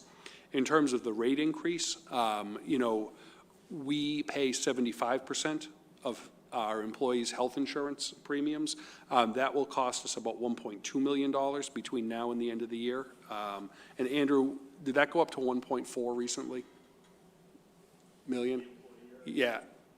Yeah, it went up to 1.4 million for the employer because we had to factor in our retirees as well. I'm sorry, 1.245. 1.245, thank you. As I said, it's fluid and the numbers are shifting on us as we make sure we're paying attention to the details here. So about 1.25 million is going to be the employer share, and about 400,000 will be the share that employees are responsible for. All in all, that's about 2.7 million as a minimum threshold that we're going to have to pay. In terms of funding sources, something that we don't think is, a great idea, but we've exhausted good ideas, we're going to have to go to the OPEB trust and make a withdrawal. We can withdraw from the OPEB trust about $2,053,000. That is the cost for reimbursing ourselves for FY23 retiree health insurance expenses. So that's allowable in the trust, and we're working through the process on that. We also know that the HIT $2 million advance is intended to be a loan that will get repaid. And so, our intention would be the 1.5 million that we're paying into that $2 million would then get put back into the OPEB trust as well. So, as HIT pays back the district for the 1.5 million, that will flow back to the trust.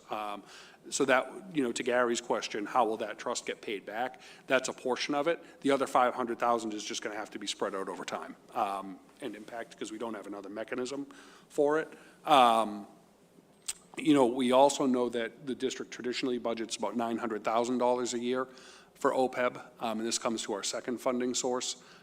We have paid the first quarter OPEB premiums, so that money's out the door, $225,000. However, we still have 3 quarters worth of those payments left. We know that we had 28 employees take health insurance during the open enrollment period that happened after the budget closed last year who were not budgeted for. People have the option to sign up for health insurance if they need it. So we need to cover that cost first, but then what we want to do is redirect the remaining portion of the general fund account for the OPEB contribution toward the health insurance trust rate increase that will take place over the remainder of this year. That's still going to leave some of the funds that will likely need to come through E&D. We're working through the final numbers on that. And I think, you know, there's a couple drivers to that. It's about $150,000 right now that we're anticipating having to come out of E&D, which will require the school committee vote, you know, a budget amendment, which then gets sent to both towns. So that can trigger the possibility of town meetings in both communities, based on select board choosing to call it or not. You know, one of the things I know that we're working through is whether or not the district can pick up any portion of the employee share of health insurance premiums. To be notified that your health insurance is increasing by 22.8% immediately can be a real challenge. And so, you know, that there are employees that we have that cannot afford to have that rate increase as of January 1st. And one of the mechanisms we know happens is that employees have to pay a month ahead of time. So if we have a January 1st rate increase, that's going to have to hit the employees' paychecks at their next paycheck in December, like the December 1st pay period. That's not a lot of notice to staff. It's rapidly evolving. We wish we could have provided more notice, but if we just got it from HIT last Thursday, we're talking to you about it tonight, you know, tomorrow is the date that we're intending to notify employees of what's happening with that. You know, and we want to continue to work on kind of what's going to happen with the employee share, and that will have to be an ongoing discussion with the school committee.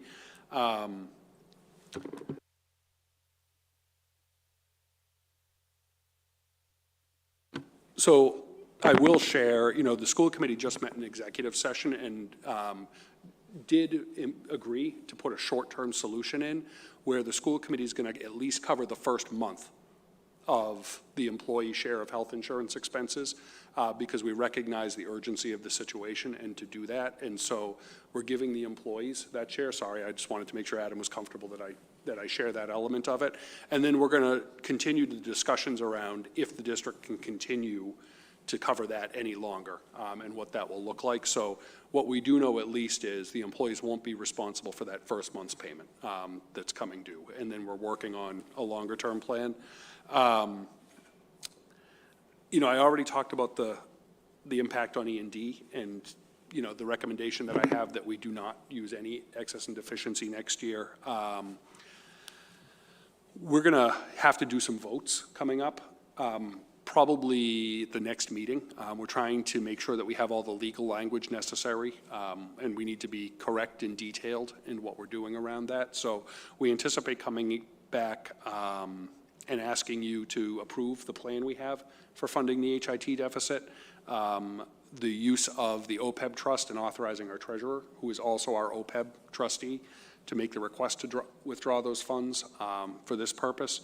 We want to continue the discussion with you about the potential funding of the employee health insurance portion of this, and if that's something that's going to be able to continue. And then any budget transfers from OPEB over to the health insurance and making sure that if there's any votes you need to take for that, that we take the appropriate votes at the time. But I know it's time sensitive because the trust has to begin making these payments to the insurers for the previous claims. So happy to take any questions. I hope that was clear enough. It's just highlighting the memo, but there's a lot to take in on this topic. Thanks, Peter. Questions, comments? Lakshmi? Just a confirmation, the 2 million we take out of the OPEB has to be filled back, and that is part of the 7 or 9 million deficit we're talking about, right? The 2 million that we take out of OPEB is not required to be paid back to OPEB from a legal standpoint because it's reimbursement for prior year's employee health expenses. However, what we want to do is as the trust pays back our 1.5 million to us that we've taken. We want to at least replace the 1.5 million. And, you know, based on what we're seeing for the budget numbers next year, I do not want to overpromise anything around OPEB.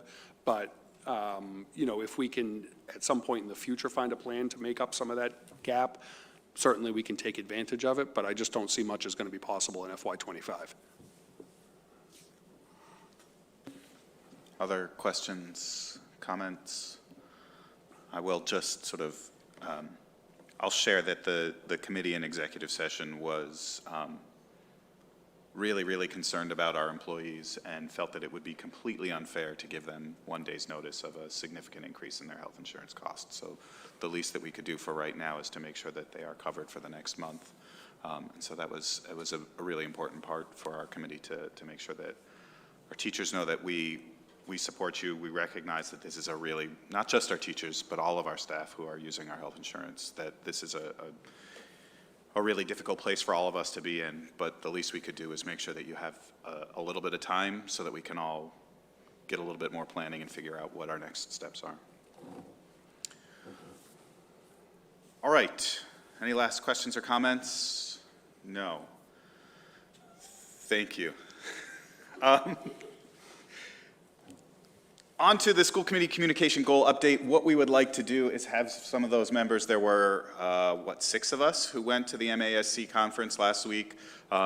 Yet again, a really great opportunity for us to network with other school committees, to hear what their challenges are. But I think for me, the best part is to go and listen in on some of these sessions and see what other districts are doing, what some of our leaders in the educational world are saying. And so I want to turn it to the committee members who were there to share some of your experiences and thoughts and takeaways from that conference. Ginny? It's just such a fantastic few days.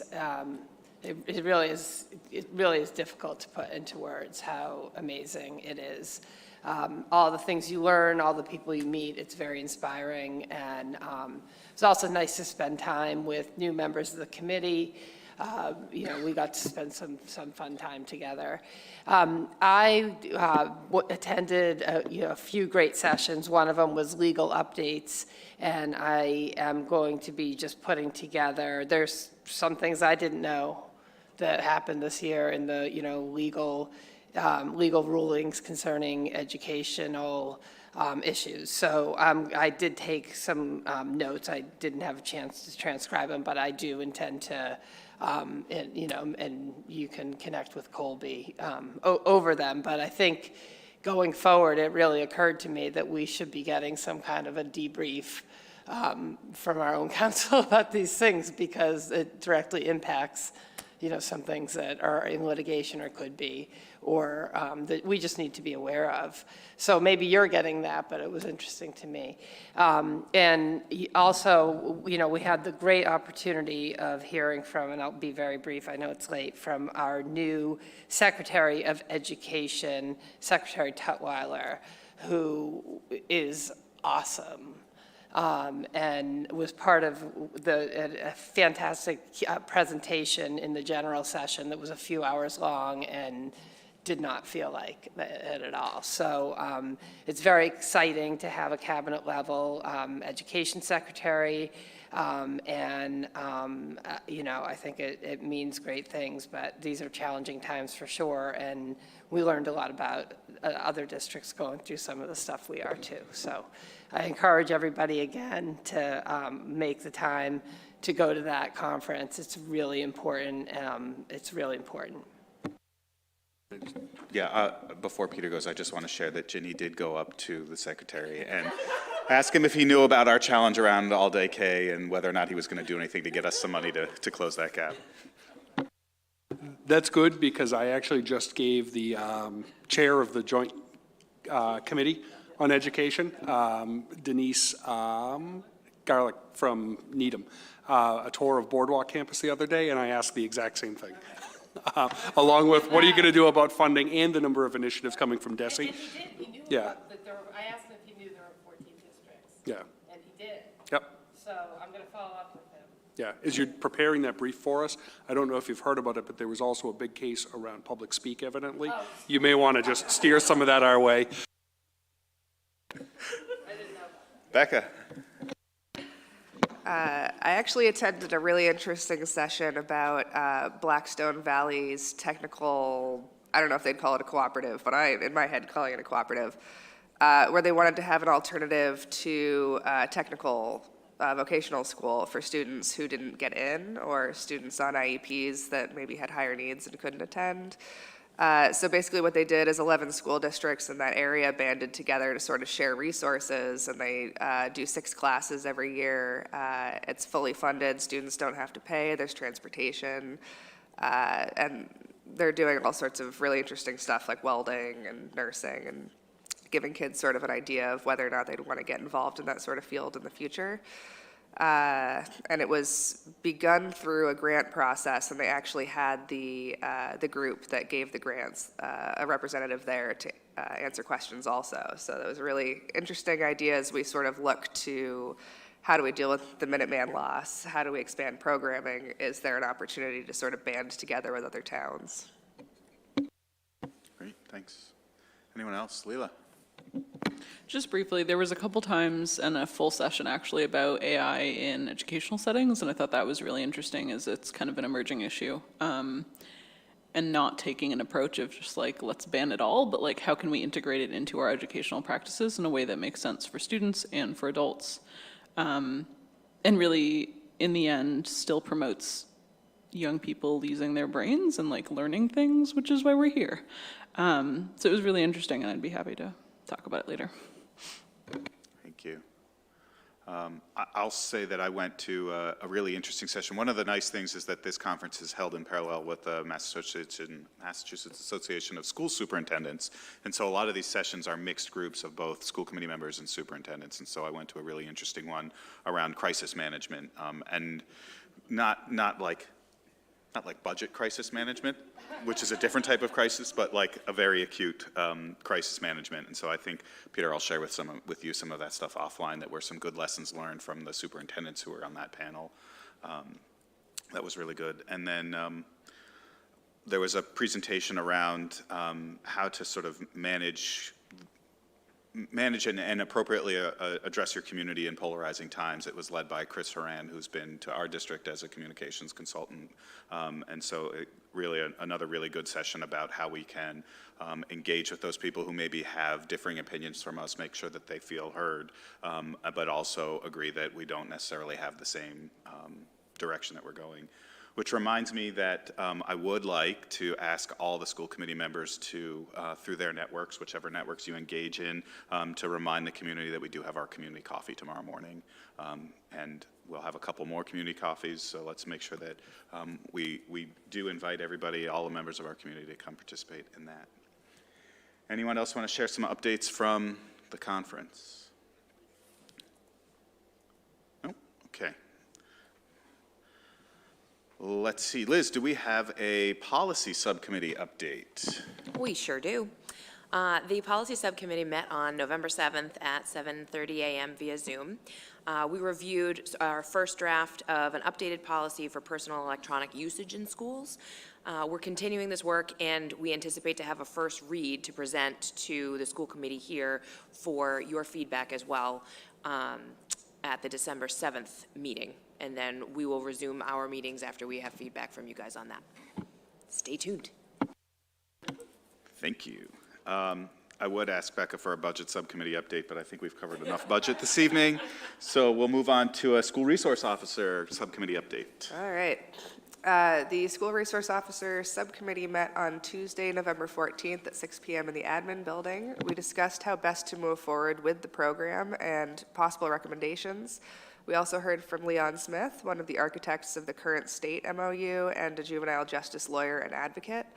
The subcommittee will be meeting again on December 5th at 6 p.m. on Zoom to finalize the list of recommendations, which will then be presented to the broader school committee at our December 7th meeting.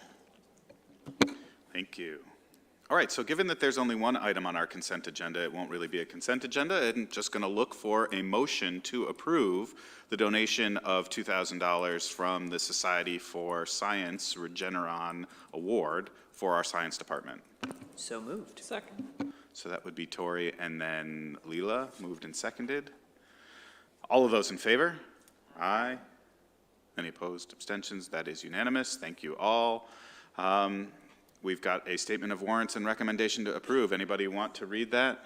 I see there's some rock, paper, scissors going on between the vice chairs. Well, I was going to say, she's sounding a little bit stuffy. I'll let you Okay. rest your voice a little bit. Thank you, ladies. I move that the school committee vote to approve the below-listed warrants totaling $7,343,935.98. AP vendor warrants as follows: 24-009A dated 10/26/2023 in the amount of $2,556,703.03. 24-009B dated 11/2/2023 in the amount of $1,121,982.67. Payroll vendor warrant as follows: 24-009PR dated 11/2/2023 in the amount of $598,735.30. Payroll warrant as follows: P2409 dated 11/2/2023 in the amount of $3,038,031.29. And student activities warrant as follows: 24-009SH dated 10/26/2023 in the amount of $28,483.69. Second. So that was a second from Leela. Thank you. All of those in favor? Aye. Any opposed? Abstentions? None. That is unanimous. Thank you. Peter, I'd ask if there's anything in the FYI you want to highlight, but I think it's just going to be the fact that you and I are going to be meeting in less than 12 hours to have a community coffee. That sounds about right, Adam. Thank you. All right. With that, I will entertain a motion to adjourn. Move to adjourn. All right, so I got a motion following the second, or they were at the same time. So that would be Tori with the motion and Yenshin with the second. All of those in favor? Aye. Thank you all very much. Have a great evening.